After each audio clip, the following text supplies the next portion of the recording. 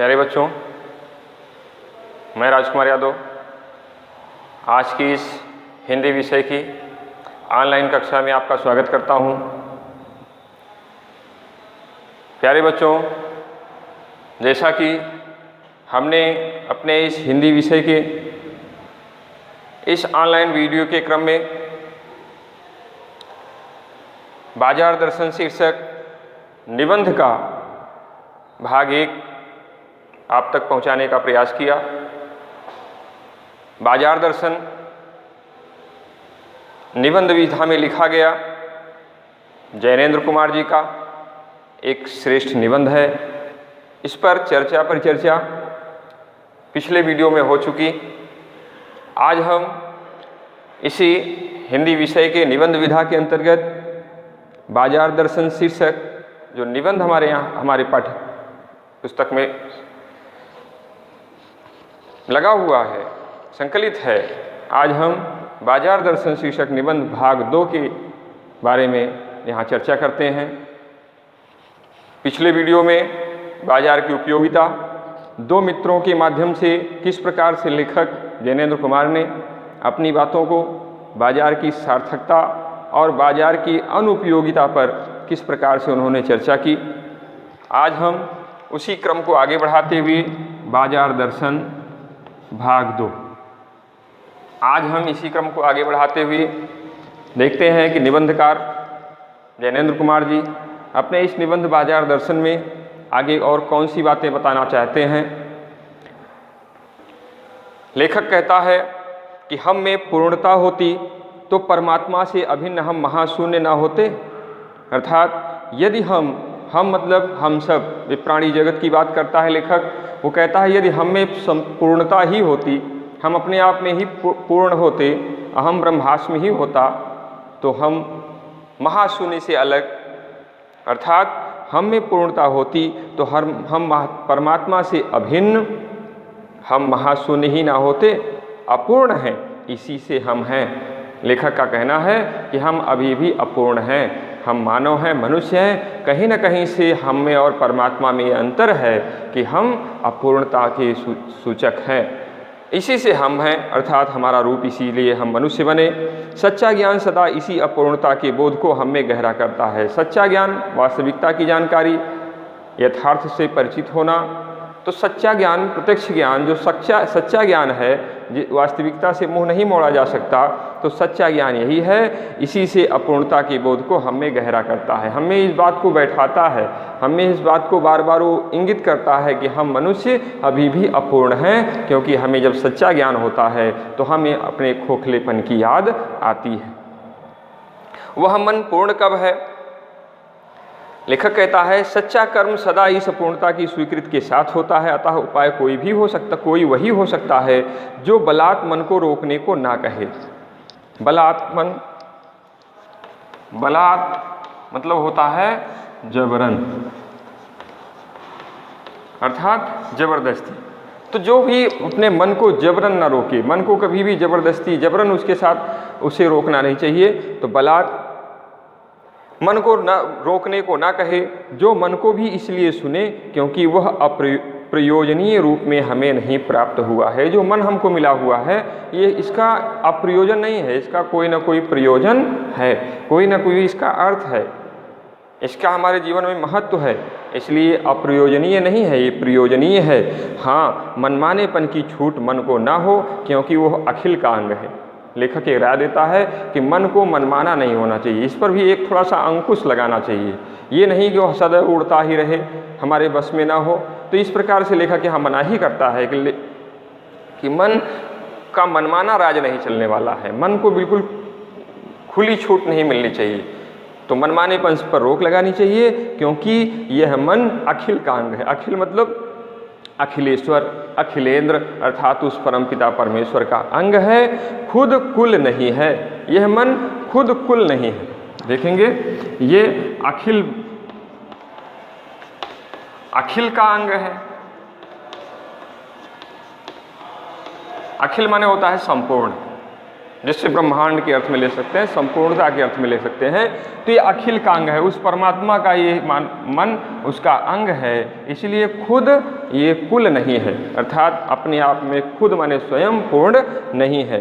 पड़ोस में एक महानुभाव रहते हैं जिनको लोग भगत जी कहते हैं, चूरन बेचते हैं, यह काम करते जाने उन्हें कितने बरस हो गए। एक उदाहरण के माध्यम से लेखक समझाता है कि पड़ोस में एक भगत जी नाम के एक व्यक्ति रहते हैं, बरसों से वो चूरन बेचने का काम करते हैं, लेकिन किसी एक भी दिन चूरन से उन्होंने 6 आने पैसे से ज़्यादा नहीं कमाए, अर्थात उनकी दिन भर की आमदनी 6 आने। चूरन उनका आसपास सरनाम है, अर्थात चूरन वाला ऐसे नाम से भी भगत जी प्रसिद्ध हैं, और उनका चूरन आसपास के क्षेत्रों में भी प्रसिद्ध है और खुद खूब लोकप्रिय भी हैं। कहीं व्यवसाय का गुर पकड़ लेते, उस पर चलते तो आज खुशहाल क्या मालामाल होते। यदि वह व्यवसाय किस प्रकार से करना चाहिए, व्यवसायिकता के ऊपर भी यहाँ पर एक व्यंग्य है कि व्यवसाय किस प्रकार से, आजकल व्यवसाय दिन दूनी रात चौगुनी किस प्रकार से उन्नति कर रही है। ये भगत जैसे व्यक्ति को भी यदि इससे सीख मिली होती, भगत जैसे व्यक्ति इससे अगर कुछ प्रेरणा लिए होते तो आज मालामाल होते। क्या उनके पास ना था? इधर 10 वर्षों से मैं देख रहा हूँ उनका चूरन हाथों हाथ बिक जाता है। अगर हाथों हाथ बिक जाना, अर्थात अभी चूरन की पोटली खोली ही नहीं कि चूरन पूरा बिक गया, इतना उनका चूरन इतना प्रसिद्ध हो चुका था, हाथों हाथ बिक जाना, पर वो उसे थोक देते हैं, ना व्यापारियों को बेचते हैं, पेशगी आर्डर कोई नहीं लेते, बंधे वक्त पर अपनी चूरन की पेटी लेकर घर से बाहर हुए, नहीं कि देखते देखते 6 आने की कमाई उनकी हो जाती थी। वो कभी उस चूरन को थोक में नहीं बेचते थे, एक निश्चित उनका समय होता था, उसी निश्चित समय पर ही वो चूरन की पोटली खोलते थे, और जैसे ही चूरन की पोटली लेकर बाहर आए और पोटली खोली, थोड़ी ही देर में बच्चों के द्वारा धीरे धीरे करके किस प्रकार से उनका पूरा चूरन बिक जाता था, और पल झपकते ही मतलब थोड़ी ही देर में 6 आने की कमाई उस चूरन से हो जाती थी। लोग उनका चूरन लेने को उत्सुक जो रहते हैं, चूरन से भी अधिक शायद वो भगत जी के प्रति अपनी सद्भावना का श्रेय देने को उत्सुक रहते हैं। यहाँ पर एक सोचने की बात है कि लोग जो उनके चूरन की तरफ उतना आकर्षित नहीं होते, उतना महत्व नहीं देते जितना वो भगत जैसे व्यक्तित्व की सादगी, उनके उच्च विचार, उनकी रहन सहन को देते हैं। पर 6 आने पूरे नहीं हुए कि भगत जी बाकी चूरन बालकों को मुफ्त बांट देते। 6 आने की कमाई हो जाए, बस उनका दैनिक दिनचर्या का, जीवन यापन का पूरा आर्थिक बजट पूरा हो जाता, और ऐसे में जो बचा हुआ चूरन होता था उसको लोगों को, बच्चों को बांट देते। कभी ऐसा नहीं हुआ कि कोई उन्हें 25वां पैसा भी दे सके, कभी चूरन में लापरवाही नहीं हुई, और कभी रोग होता भी तो मैंने उन्हें नहीं देखा। अर्थात रोग से निरोग शरीर वाले थे। कैसी सरोग? उनकी निरोग काया, निरोग अर्थात निरोगी काया, ऐसे शरीर वाले थे भगत जी, निरोगी काया। तो इनको आज तक कभी किसी ने रोग ग्रसित नहीं देखा, और नहीं तो लेकिन इतना मुझे निश्चित मालूम है कि इन चूरन वाले भगत जी पर बाजार का जादू नहीं चल सकता। यहाँ पर लेखक एक दावा करता है, सामने वाले व्यक्ति के व्यक्तित्व को देखकर, उसकी चाल ढाल को देखकर, उसकी सोच को देखकर किस प्रकार से दूसरा व्यक्ति एक विश्वास जमा लेता है। लेखक कहता है, मुझे चूरन वाले भगत जी को देखकर ये मालूम होता है कि बाजार का जादू कितना भी अपने आप में आकर्षित कर लेने वाला जादू क्यों ना हो, भगत जैसे व्यक्तित्व के ऊपर अपना असर नहीं डाल सकता। ये मैं दावे के साथ कहता हूँ। कहीं आप भूल ना कर बैठिएगा, इन पंक्तियों को लिखने वाला मैं चूरन नहीं बेचता हूँ, जी नहीं, ऐसी हल्की बात भी ना सोचिएगा, इसको एक छोटी सी बात मत लीजिएगा। ये समझिए कि लेख के किसी भी मान्य पाठक से उस चूरन वाले को श्रेष्ठ बताने की मैं हिम्मत कर सकता हूँ। एक हिम्मत है। लेखक कहता है कि इसे ये भूल मत मानिएगा कि मैं ही चूरन बेच रहा हूँ, इसको एक हल्की बात मत सोचिएगा। लेख के किसी भी मान्य पाठक से उस चूरन वाले को श्रेष्ठ बताने की कोशिश, मतलब आम आदमी से हटकर मैं चूरन वाले भगत जी को एक श्रेष्ठ बताने की कोशिश कर रहा हूँ, हिम्मत करता हूँ। क्या जाने उस भोले आदमी को अक्षर ज्ञान तक भी है या नहीं है। अर्थात चूरन वाले व्यक्ति भगत जी को हो सकता है वो निरक्षर प्राणी हो, अक्षर ज्ञान उसे हो ही ना, और बड़ी बातें तो उसे मालूम क्या होंगी, और हम आप न जाने कितनी बड़ी बातें जानते हैं। इससे यह तो हो सकता है कि वह चूरन वाला भगत हम लोगों के सामने एकदम नाचीज आदमी हो, बिल्कुल एक अनजाना सा चेहरा हो, हम उसके बारे में भी कुछ नहीं जानते हो, ऐसा हो सकता है। इससे ये तो हो सकता है कि वो चिरौन वाला नाचीज आदमी हो, लेकिन आप पाठकों की विद्वान श्रेणी का सदस्य होकर भी मैं ये स्वीकार नहीं कर सकता कि उस अपदार्थ प्राणी को वह प्राप्त है जो हम में से बहुत कम को शायद प्राप्त है। लेखक कहता है कि वो अनपढ़ है, वो पढ़ा लिखा नहीं है, वो सभ्यता से काफ़ी परे है, देश दुनिया से उससे कोई मतलब नहीं है, फिर भी हो सकता है उसके अंदर वो गुण हो, वो अच्छाई हो, वो खूबी हो जिसे हम पढ़े लिखे विद्वान सभा के जो लेखक गण हैं या जो व्यक्ति हैं उन्हें शायद ही प्राप्त हुआ हो। उस पर बाजार का जादू वार नहीं कर पाता, माल बिछा रहता है पर उसका मन अडिग रहता है। बाजार का जादू, हम लोग कहते हैं हम बाजार गए और बाजार के जादू से इस प्रकार बाजार ने मुझे अपने वश में कर लिया कि मैंने कुछ अनावश्यक वस्तुओं की खरीद फरोख्त कर ली। लेकिन यहाँ पर लेखक कहता है कि ऐसे व्यक्ति का मन सदैव अडिग रहता है, यद्यपि उसके सामने बाजार पूरी तरह से खुला हुआ रहता है, माल बिछा हुआ रहता है, लेकिन उसका मन अडिग रहता है। इसका मतलब उसका मन चंचल नहीं है, एकाग्रचित मन वाला वो भगत है। पैसा उसके आगे होकर भीख तक मांगता है, अर्थात कि मुझे लो। इसका मतलब है कि 6 आने उसकी कमाई जैसे ही हुई चूरन से, उसके बाद जो उसका चूरन बचा हुआ है, लोग उसको लेने के लिए, पैसा देने के लिए तैयार हैं। पैसा उसके सामने ऐसे रखा हुआ कहता है मुझे ले लो, लेकिन भगत जैसा व्यक्ति तो पैसे के ऊपर मोहित नहीं होता। वह उसके मन में पैसे पर दया नहीं समाती, अर्थात पैसा उसके सामने गिड़गिड़ा रहा है, मुझे ले लो, मुझे ले लो। हम लोग पैसे के पीछे भाग रहे हैं, पैसा भगत के पीछे भाग रहा है। ऐसा व्यक्तित्व भगत के पास है, उसका व्यक्तित्व ऐसा है कि पैसा आज भगत सामने गिड़गिड़ा रहा है, मुझे ले लो, लेकिन भगत का मन तनिक सा भी पैसे की इस व्यवस्था को देखकर तनिक सा भी दया भाव नहीं आता। वह निर्मम व्यक्ति पैसे को अपने आहत गर्भ से बिलखता ही छोड़ देता है। वह निर्मम व्यक्ति, वह निर्मम जिसके पास कोई ममता ना हो।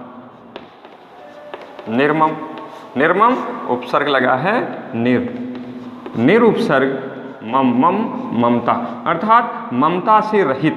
ऐसे ममता से रहित भगत के सामने वह, लिखता है लेखक, वह निर्मम व्यक्ति पैसे को अपने आहत गर्भ से, इस प्रकार से उसका गर्वीला चेहरा है कि आहत गर्भ से बिलखता ही छोड़ देता है कि तुम चिल्लाते रहो। पैसा उसके सामने गिड़गिड़ाता है, लेकिन पैसे को धक्का मार के वो आगे बढ़ जाता है। ऐसे आदमी के आगे क्या पैसे की व्यंग शक्ति कुछ भी चलती होगी, अर्थात प्रश्नवाचक चिन्ह है। ऐसे व्यक्तित्व वाले भगत जैसे व्यक्ति जिसके सामने पैसा स्वयं गिड़गिड़ा रहा हो, मुझे ले लो, और जो व्यक्ति पैसे को ठोकर मारकर आगे बढ़ जाता हो, क्या पैसा उसके सामने पैसे की व्यंग शक्ति उस पर चलती होगी, अर्थात कभी भी उस पर अपना जादू नहीं डाल सकती। क्या वो शक्ति कुंठित रहकर सलज्ज ही ना हो जाती होगी, अर्थात पैसे की जो शक्ति है वो स्वयं में ही, जो पैसा सबको अपनी तरफ मोहित कर लेता है, खींच लेता है, वही पैसा आज लज्जित भाव के साथ, कुंठित भाव के साथ भगत जी के सामने लज्जित हो जाता है।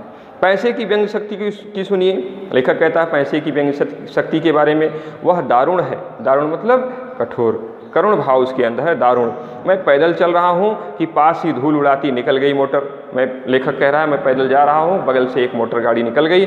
वो क्या निकली, मेरे कलेजों को कौंधती एक कठिन व्यंग की लीक ही आर से पार हो गई। ऐसा लगता है वो मोटर गाड़ी नहीं गई, मेरे हृदय को बेंधती हुई एक कठिन व्यंग की एक लीक, एक सुई, एक तीर, एक चुभन मेरे शरीर को आर से पार हो गई। जैसे किसी ने आंखों में उंगली देकर दिखा दिया हो, देखो उसका नाम है मोटर और तुम उससे वंचित हो। जो धूल उड़ाती गाड़ी मेरे सामने से निकली, उसको देखकर मुझे लगा कि जैसे वो मोटर स्वयं बोल रही है, मुझे देखो, मेरा नाम है मोटर, तुम उससे वंचित हो। यह मुझे अपनी ऐसी विडंबना मालूम होती है, बस पूछिए नहीं। ये मैं अपने भाग्य को दोष दूं, मेरी समझ में नहीं आ रहा है कि मैं इसे क्या मानूं। मेरा भाग्य ही हतभाग्य है, दुर्भाग्य है।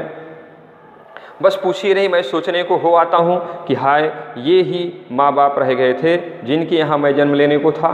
लेखक कहता है ये सामान्य व्यक्तियों की भी बात है कि हम अपने से ऊंचे किसी कुल खानदान परंपरा को देखते हैं तो हम अपने कर्मों पर विश्वास न करके अपने माता पिता को दोष देना शुरू कर देते हैं कि हमारा जन्म, हम हतभागी हैं, दुर्भागी हैं कि हमारा जन्म ऐसे माता पिता के यहाँ हुआ, ऐसे माता पिता की गोद में मेरा लालन पालन हुआ जो कि गरीब है।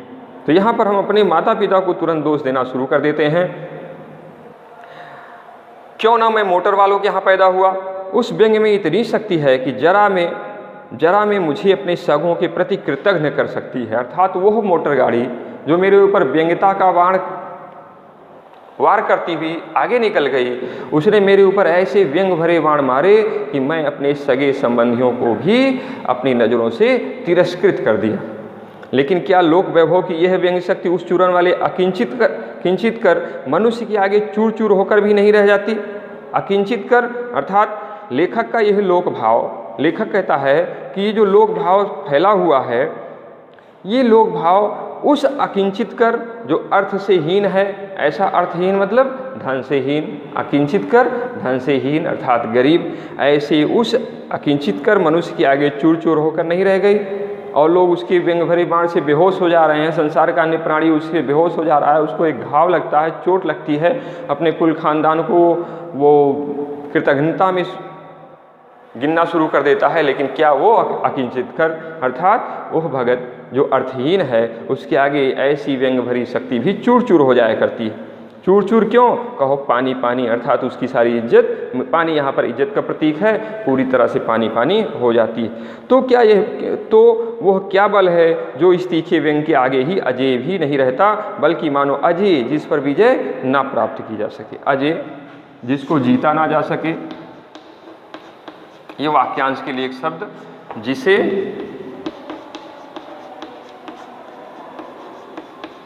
जीता ना जा सके, अजय अर्थात वो अजय शक्ति अजय नहीं रहता, बल्कि मानो उस व्यंग की क्रूरता को ही पिघला देता है।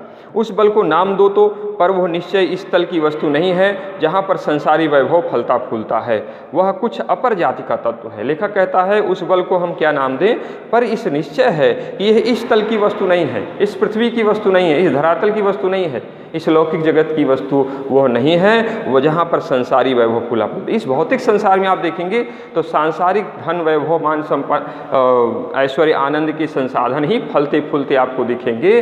लेखक कहता है ये ऐसा तत्व नहीं है, यह कुछ अपर जाति का तत्व है। अपर दूसरा, अपर मतलब होता है दूसरा, दूसरा अर्थात ये दूसरी जाति का तत्व है, ये न जाने किस लोक का प्राणी है, इस लोक का प्राणी ये नहीं है। लोग स्पिरिचुअल कहते हैं, आत्मिक, धार्मिक, नैतिक कहते हैं, मुझे योग्यता नहीं है कि मैं शब्दों के अंतर देखूं और उसका प्रतिपादन करूं। लेखक कहता है मैं लेखक तो हूं, लेकिन मैं अपने, मेरे पास अब वो वाणी नहीं, मेरे पास वो शब्द नहीं कि जिस शब्द के द्वारा इस बल को मैं परिभाषित कर सकूं। ये ऐसा कौन सा बल है कि जिसके आगे पैसा स्वयं गिड़गिड़ा रहा है, लेकिन ऐसा अर्थहीन व्यक्ति उस पैसे को ठोकर मारकर किस प्रकार से आगे बढ़ता है। मुझ लेखक के पास उस व्यक्ति के लिए कोई शब्द नहीं है, मुझे शब्दों से सरोकार नहीं, कोई मतलब नहीं, मैं विद्वान नहीं कि शब्दों पर अटकूं। लेखक अपनी विद्वता पर घमंड नहीं करता, कहता है मैं ऐसा विद्वान भी नहीं हूं कि अपने शब्दों पर अटक जाऊं अर्थात उसके लिए कोई शब्द चुनूं। लेकिन इतना तो है, जहाँ तृष्णा है, बटोर रखने की एक स्पृहा है, जहाँ पर एक लालसा है, इच्छा है, कुछ पाने की सदैव इच्छा रखते हैं, बटोर रखने की अर्थात सब चीज़ों को मैं ही प्राप्त कर लूँ, ऐसी एक होड़ लगी हुई है। जहाँ उस बल का बीज नहीं है, बल्कि यदि उसी बल को सच्चा बल मानकर बात की जाए तो कहना होगा कि संचय की जो तृष्णा और वैभव की चाह में व्यक्ति की निर्बलता ही प्रमाणित होती है। एक सूक्ति वाक्य है कि संचय की तृष्णा, हम कितना बटोर लें, कितना संचय कर लें, कितना संग्रहित कर लें, संसार, भौतिक संसार में कितनी वस्तुओं को हम इकट्ठा कर लें, ये संचय की तृष्णा और वैभव की चाह, और हमारा ऐश्वर्य आनंद सुख संसाधन, कितनी सुख संसाधनों को मैं जुटा लूँ, ये जो चाह है ये व्यक्ति की संपन्नता का सूचक नहीं है कि इससे हम कह दें कि वो व्यक्ति संपन्न है। संपन्नता नहीं, ये उसकी निर्धनता का सूचक है, ये उसकी निर्धनता का सूचक है। अर्थात वैभव से धन वैभव ऐश्वर्य आनंद सांसारिक प्रलोभनों से जो व्यक्ति ग्रसित है वो निर्धन है। निर्बलता ही उसकी प्रमाणित होती, निर्बल ही धन की ओर झुकता है। जो सबल होता है उसका धन की तरफ कोई झुकाव नहीं होता। मैथिली शरण गुप्त जी, राष्ट्रीय कवि मैथिली शरण गुप्त जी ने भी लिखा कि पूत कपूत तो क्यों धन संचय, अपूत सपूत तो क्यों धन संचय। तो धन का संचय नहीं करना चाहिए किसी भी स्थिति में। तो निर्बल व्यक्ति ही जो होता है, जो व्यक्ति निर्बल होता है, जिससे अपने बल पर विश्वास नहीं होता, वही व्यक्ति धन का संचय करता है, धन की तरफ उसका झुकाव होता है। वह अबलता है उसके पास, अब हम उसको अबलता अर्थात उसमें अबल, उसके पास बल ही नहीं है, वो मनुष्य पर धन की और चेतन पर जड़ की विजय है। ऐसा मनुष्य जो धन की तरफ जिसका झुकाव होता है वो निर्बल है, वो अबल है, और ऐसे मनुष्य पर धन की विजय है। और जो मनुष्य चेतन है, ऐसे चेतन मनुष्य के ऊपर आज जड़ता पूरी तरह से हावी होती है। एक बार चूरन वाले भगत जी बाजार चौक में दिख गए। मुझे देखते ही उन्होंने जय राम किया। मैंने भी जय राम कहा, अभिवादन सूचक। उनकी आंखें बंद नहीं थी और न वो उस समय वो बाजार को किसी भांति कोस रहे मालूम होते थे, अर्थात वो पूरी तरह से आंखें बंद भी नहीं किए थे, क्योंकि उनकी मुलाकात बाजार में होती है, चौक में होती है।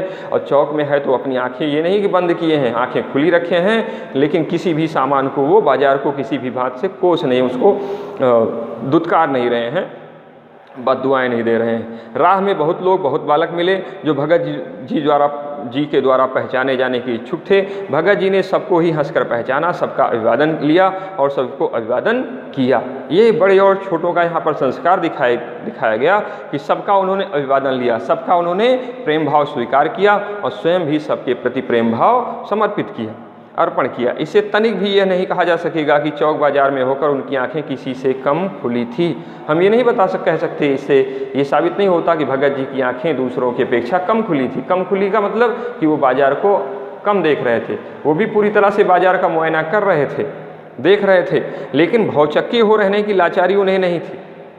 समाज का अन्य प्राणी जिस प्रकार से बाजार की किसी एक वस्तु को खरीदता है तो दूसरी वस्तु देखता है तो भौचक्का रह जाता है, दंग रह जाता है, हतप्रभ, वो सोचता है कि अरे ये तो और अच्छी चीज़ है, इसको भी खरीद लेता। ऐसा बिल्कुल इस तरह का कोई भी रवैया भगत जी का नहीं। भगत जी भौचक्के रहने की उनके अंदर लाचारी नहीं थी, व्यवहार में पशुपेश उन्हें नहीं था और खोए से खड़े नहीं रह जाते, अर्थात व्यवहार में भी कोई परिवर्तन नहीं दिख रहा था और वो खड़े के खड़े भी नहीं रह जाते थे। आम आदमी, संसार का अन्य प्राणी बाजार में एक अप्रत्याशित वस्तु को देखता है तो खड़े का खड़े रह जाता है, काफ़ी देर तक उसी वस्तु को देखता रह जाता है। भांति भांति के बढ़िया माल से चौक भरा पड़ा है, उस सब के प्रति अप्रीति उस भगत के मन में नहीं है, जैसे उस समूचे माल के प्रति भी उसके मन में आशीर्वाद हो सकता है। भगत की ये नहीं कि भगत उस सांसारिक वो चकाचौंध की वस्तु देख रहे हैं तो उसको दुत्कार रहे हैं, उसको बद्दुआएं दे रहे हैं। उनके अंदर अप्रीतिकर का भाव नहीं है, वो प्रेम कर रहे हैं, ये नहीं कि उससे प्रेम नहीं है, प्रेम कर रहे हैं। उस समूचे माल के प्रति उनके मन में आशीर्वाद भी हो सकता है, विद्रोह नहीं, प्रसन्नता ही भीतर है, क्योंकि कोई रिक्त भीतर नहीं है। उनके अंदर प्रसन्नता ही नहीं, प्रसन्नता, विद्रोह नहीं है, क्यों उसका विद्रोह करें, उस वस्तु में कमी निकालें, बल्कि प्रसन्नता ही भीतर है, वो अंदर से प्रसन्न है, क्योंकि अंदर कोई रिक्त भीतर नहीं है। जब अंदर आपके अंदर कोई रिक्त मतलब होता है शेष मतलब होता है कुछ जब बचा हुआ आपके अंदर है, तब तो तभी तो आपके अंदर अपूर्णता है। जब कुछ चीज़ें आपके अंदर शेष हैं तो आपके अंदर अपूर्णता है, और अपूर्णता है तो इसका मतलब उस अपूर्णता को पूर्ण करने की आप भरसक कोशिश करेंगे। और यहाँ पर जब भगत के अंदर कोई अब अपूर्णता है ही नहीं, वो पूरी तरह से तृप्त हैं, ऐसे में कोई रिक्त भीतर नहीं है। देखता हूँ कि खुली आँख है, तुष्ट और मन है, आँखें पूरी तरह से खुली हैं, सजग हैं, सचेत हैं, सबको देख रहे हैं, और तुष्ट और मन मग्न वो चौक बाजार में से चलते जाते हैं, पूरी तरह से संतुष्ट हैं और मग्न हैं। मग्न मतलब डूबे हुए हैं, सब चीज़ों को देख रहे हैं, हंस रहे हैं, खुश हैं, प्रसन्नचित हैं, और बाजार से होकर चले जाते हैं। राह में बड़े बड़े फैंसी स्टोर पड़ते हैं, पर पड़े रह जाते हैं। फैंसी स्टोर पढ़ते हैं, हम आपके भी रास्ते में फैंसी स्टोर पढ़ते हैं, लेकिन वो पड़े नहीं रह जाते, हम आप उसके अंदर जरूर प्रवेश कर जाते हैं। यहाँ पर भगत के लिए वो फैंसी स्टोर पड़े के पड़े रह जाते हैं। कहीं भगत नहीं रुकते हैं तो एक छोटी पंसारी की दुकान पर, एक छोटी सी दुकान है जो किराने की दुकान है, ऐसी किराने की दुकान पर जाकर वो रुक जाते हैं। वहाँ दो चार अपने काम की चीज़ ली और चले आते हैं। बाजार से हठपूर्वक विमुखता उनमें नहीं है, लेकिन अगर उन्हें जीरा और काला नमक चाहिए तो सारे चौक बाजार की सत्ता उनके लिए तभी तक उपयोगी है जब तक वहाँ जीरा मिलता है। अगर उन्हें जीरा और नमक की आवश्यकता है तो बाजार चाहे जितना चकाचौंध से भरा हो, अपनी जादुई ताकत बिखेर रहा हो, लेकिन उन्हें बाजार की सार्थकता तभी उनके लिए सिद्ध होगी, भगत के लिए, जब उन्हें बाजार में काला नमक और जीरा मिल जाएगा। जहाँ तक जब तक वहाँ जीरा मिलता है, ज़रूरत भर जीरा वहाँ से ले लिया, फिर सारा चौक उनके लिए आसानी से नहीं के बराबर हो जाता है। यदि उन्हें जीरा मिला, उनकी ज़रूरत की जो वस्तु मिल गई, तो अन्य वस्तुएं उनके लिए बेकार हैं, और ऐसे में वो बाजार वहीं का वहीं रह जाता है। वो जानते हैं उन्हें जो चाहिए वो है जीरा और नमक। बस इस निश्चित प्रतीति के बल पर शेष सब चांदनी चौक का आमंत्रण उन पर व्यर्थ होकर बिखराया जाता है। चांदनी चौक अपनी चौक से सबको, अपनी चांदनी चौक से, अर्थात अपनी चांदनी खूबसूरती, रात की जो ये रंग व्यवस्था, जो विद्युत व्यवस्था, इनसे पूरी बाजार जो पटी होती है, सराबोर होती है, ऐसी चकाचौंध की जो बाजार है वो पूरी तरह से वहाँ पर अपने आप में ही दुखित रहती है, भगत जैसे व्यक्ति को अपनी तरफ नहीं खींच पाती। चांदनी की चौक की चांदनी दाएं बाएं भूखी की भूखी फैली रह जाती, क्योंकि भगत जी को जीरा चाहिए, वो तो कोने वाली पसारी की दुकान में मिल जाता है। अर्थात बाजार अपनी रंग रौगत, अपनी चकाचौंध बिखेर रहा है, और एक किनारे पर छोटी सी दुकान है। भगत की आवश्यकता उस छोटी सी दुकान तक है, वो लेकर चले आते हैं, बाजार अपनी चकाचौंध बिखेरती रह जाए। इसके आगे आसपास अगर चांदनी बिछी रहती तो बड़ी खुशी से बिछी रहे। भगत जी से बेचारी का कल्याण ही चाहते हैं। मुझे ज्ञात होता है कि बाजार को सार्थकता भी वही मनुष्य देता है जो जानता है कि वो क्या चाहता है। फिर वही बात दोहराई जाती है, बाजार की उपयोगिता क्या है, बाजार की सार्थकता क्या है, बाजार की सच्चाई क्या है, तो वही व्यक्ति देता है बाजार को वास्तव में स्थान, वास्तव में महत्व, वास्तव में बाजार की कीमत वही व्यक्ति अदा कर रहा है जो जानता है कि वो क्या चाहता है। और जो नहीं जानते कि वो क्या चाहते हैं, अपनी परचेजिंग पावर की गर्व में अपने पैसे से केवल एक विनाशक शैतानी शक्ति, एक विनाशक शक्ति, जिनके ये नहीं मालूम कि हमें सामान कौन सा खरीदना है, बस परचेजिंग पावर अर्थात खरीदने की सामर्थ्य शक्ति, अपने बटुए की ताकत के बल पर, अपने जेब की गर्मी, पैसे की गर्मी की वजह से वो एक बाजार में एक ऐसी विनाशक शक्ति, जिसे हम शैतानी शक्ति कह देंगे या व्यंग्य की शक्ति ही बाजार को देते हैं। बाजार को अपने द्वारा वो शैतानी शक्ति देते हैं। शैतानी शक्ति या फिर व्यंग्यता की शक्ति, ये दो शक्ति वो बाजार में जाकर पहुंचाकर चले आते हैं। शैतानी शक्ति या व्यंग्य की शक्ति ही वो बाजार को देते हैं। ना तो वे बाजार से लाभ उठा सकते हैं, ना ही उस बाजार को सच्चा लाभ दे सकते हैं। हमें बाजार से स्वयं लाभ उठाना चाहिए, बाजार को भी सच्चा लाभ देना चाहिए। वे लोग बाजार का बाजारूपन बढ़ाते हैं। यहीं पर शब्द आता है बाजारूपन।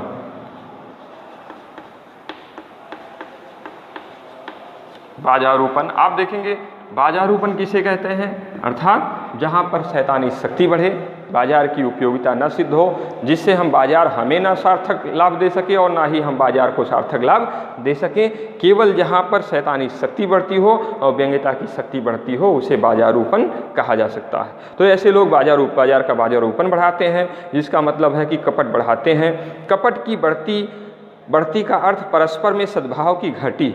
यदि हम में कपटशील की भावना आएगी, बाजारूपन लोगों के अंदर कपटता की भावना को जन्म देता है, और यदि हमारे अंदर कपटता की भावना आती है तो लोगों के कपटता की बढ़ती, अर्थात कपटता की भावना जब बढ़ती है तो हमारे अंदर परस्पर सद्भाव की भावना में कमी आती, परस्पर आपस में सद्भाव, प्रेम भाव। तो जब हमारे अंदर छल कपट की भावना आएगी तो कहाँ पर परस्पर एकता की भावना रह जाएगी, सद्भाव की भावना रह जाएगी। कपटता और परस्पर सद्भाव दोनों एक दूसरे के विलोमार्थी हो गए। जहाँ पर कपटता है वहाँ पर परस्पर सद्भाव का भाव नहीं होगा।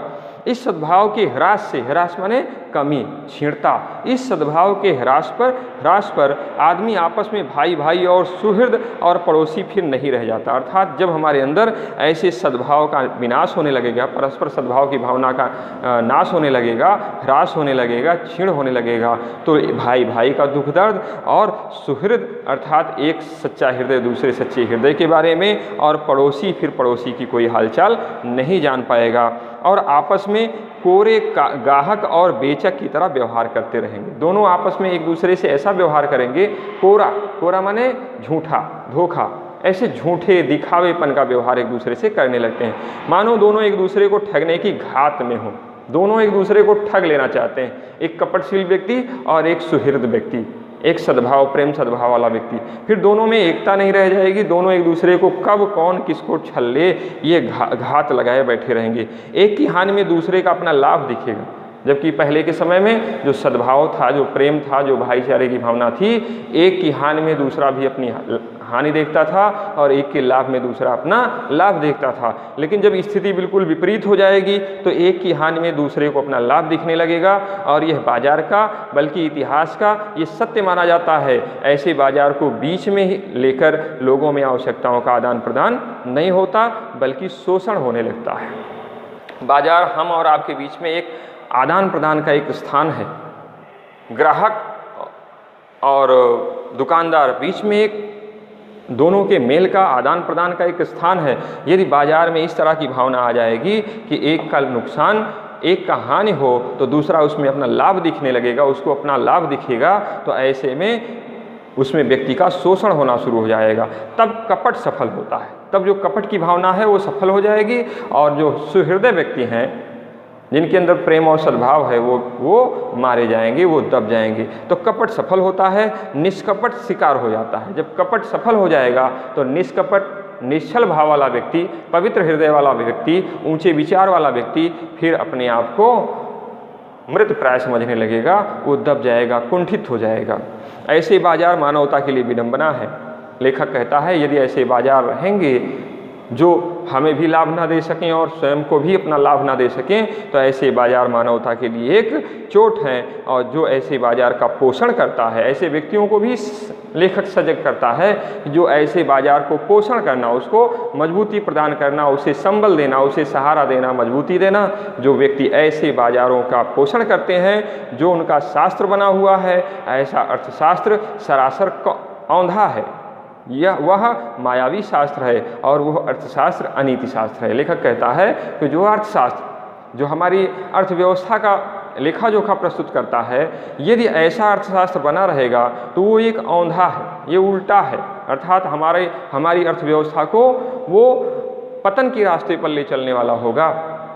अर्थशास्त्र हमारी अर्थव्यवस्था को मजबूत करने के लिए होता है, लेकिन जहाँ पर अर्थशास्त्र में ये भावनाएं, इस प्रकार की भावनाएं कि लोग एक दूसरे को छलने की नीयत से बैठे होंगे, तो ऐसा अर्थशास्त्र लोगों को, मानव समाज को, मानव प्राणियों को सदैव अंधेरी की तरफ ले चलने वाला होगा, गर्त की तरफ ले जाएगा, विनाश की तरफ ले जाएगा और उसका विकास कुंठित कर देगा। और ऐसे अर्थशास्त्र को लेखक मायावी शास्त्र कहता है, एक फरेब है, एक जाल है। और ऐसे फरेब, ऐसे जाल को वो अर्थशास्त्र को अनीति शास्त्र कहता। अनीति शास्त्र जिसमें नीतिगत कोई बातें ना हो, नीति अच्छाई। जिस शास्त्र में, अर्थशास्त्र जिसमें अच्छाई ही अच्छाई होती थी, जो लोगों को सदैव उन्नति के रास्ते पर अग्रसर करने का एक संदेश देता था, एक मार्गदर्शक की भूमिका अदा करता था, ऐसा अर्थशास्त्र लोगों के लिए अनीति शास्त्र बनकर रह जाएगा, लोगों को बुरी बातें बताने के लिए का एक माध्यम बना रह जाएगा। तो प्यारे बच्चों, आज हम सब ने बाजार भाग 2 अपनी पाठ्य पुस्तक में सम्मिलित इस निबंध का पाठांश, जो शेष भाग 2 के नाम से, तो जो पाठ का अंश बचा हुआ था उसे आज हम लोगों ने अध्ययन और अध्यापन किया। इसका सरलीकरण और इसका भावार्थ समझने की कोशिश की। आशा है कि जैनेन्द्र कुमार जी के द्वारा लिखा गया श्रेष्ठ निबंधों में से एक निबंध बाजार दर्शन, बाजार की उपयोगिता, बाजार का लाभ, बाजारूपन, छल कपट की भावना, पड़ोसी का पड़ोसी के साथ किस प्रकार का व्यवहार, भगत जैसा व्यक्तित्व, भगत जैसे व्यक्तित्व के ऊपर बाजार किस प्रकार से अपनी जादुई ताकत नहीं बिखेर पाता। तो इन सब बातों पर हम सब ने आपस में चर्चा की इस वीडियो के माध्यम से। आशा है कि पाठ आपको विधिवत समझ में आया होगा। अगले वीडियो में फिर से मुलाकात होगी, इस मंगल कामना के साथ कि आप जहाँ होंगे स्वस्थ होंगे, सुरक्षित होंगे। अगले वीडियो में मुलाकात होगी, तब तक के लिए धन्यवाद।